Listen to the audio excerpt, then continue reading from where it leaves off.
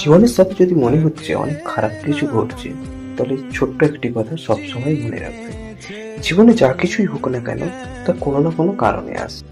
যেমন ভালো সময়টা আসে তোমায় এটা বুঝিয়ে দেওয়ার জন্য যে কষ্ট করলে ফল ঠিকই তুমি পাবে।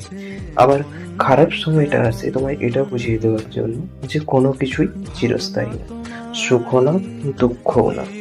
আর ভালো মানুষ তোমার জীবনে আসে ভালো কিছু সময়, সুন্দর সুন্দর মুহূর্ত তোমায় উপহার দেওয়ার জন্য। আর খারাপ মানুষ তোমার জীবনে আসে তোমাকে কোনো না কোনো কিছু শিক্ষা দেওয়ার জন্য। এই সমস্ত কিছু সময় থেকে তুমি যদি কিছু না কিছু শিক্ষা নিতে শুরু করো, একটা সময় পর গিয়ে দেখবে খারাপ সময়টাও আর তোমার কাছে খারাপ বলে মনে হচ্ছে না। তখন এটা মনে হবে যে কোনো কিছুই চিরস্থায়ী নয়, সময়ের সাথে সাথে সবকিছুই পরিবর্তনশীল।